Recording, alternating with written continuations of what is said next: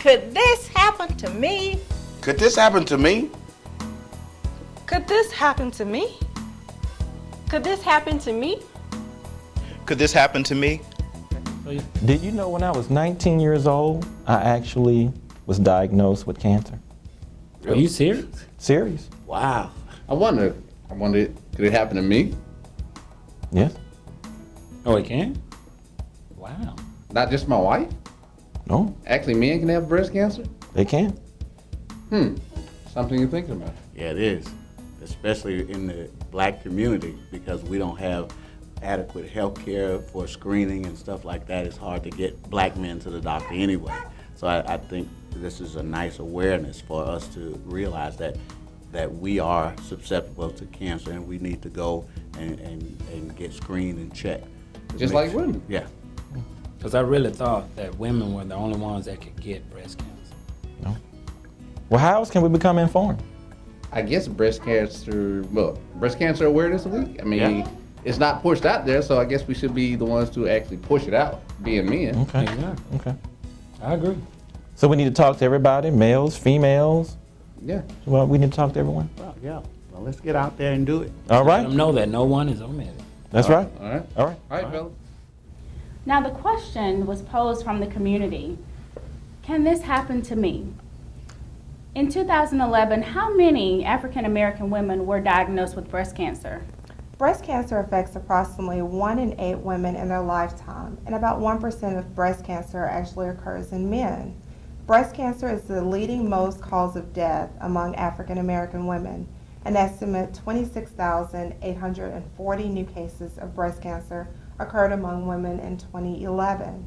The number of new cases in Alabama was 3,700, and an estimate 6,400 deaths occurred from breast cancer among women in the U.S. We've heard the number of African Americans who died from breast cancer. What are some of the reasons African Americans die from breast cancer? Well, in our community, some Christians feel guilty that they're not being the Christians that they should be, and that this diagnosis of getting breast cancer is a curse from God.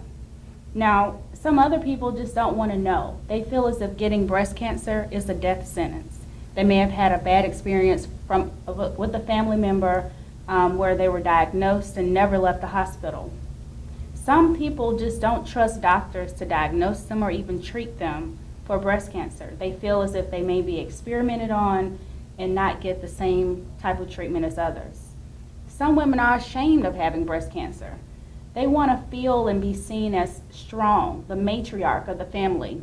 And if they are ill and their family have to take care of them, they may be seen as weak, and this scares them.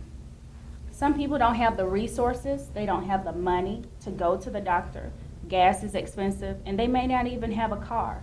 And also time. Some people will not even follow up after having an abnormal mammogram because they don't feel like waiting at the doctor's office.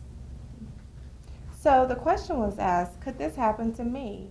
So who is at risk for getting breast cancer?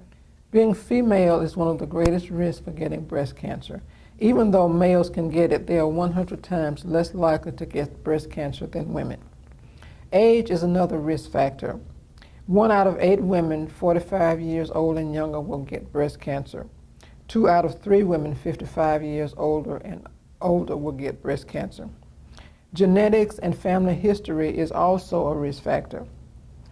If a woman has breast cancer and she has daughters, they are more likely also to get breast cancer than her nieces would. Personal history is another risk factor for getting breast cancer. And this is a risk factor that I can identify with. I was first diagnosed with breast cancer in 1999. In 2004, I was diagnosed with breast cancer again. So having breast cancer once puts one at a greater risk of having it again. Race is another risk factor. While Caucasian women are most likely to get breast cancer, African American women are more likely to die. Now, these are risk factors that we cannot change.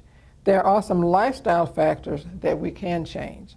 Those are deciding to have your children younger than 30, Deciding whether or not you want to use hormones such as oral contraceptives and hormones during the menopausal years. Breastfeeding also reduces the risk of breast cancer slightly. Alcohol increases the risk. Obesity also increases the risk for breast cancer. Physical activity decreases the risk, along with eating a low-fat diet. According to National Cancer Institute, they estimate that approximately 2.6 million people are currently breast cancer survivors. So God is still in the healing business. And I can identify with that. I was diagnosed with breast cancer in 1999, 13 years ago, and due to the grace of God, I am cancer-free today. Everyone should know that breast cancer is not a death sentence.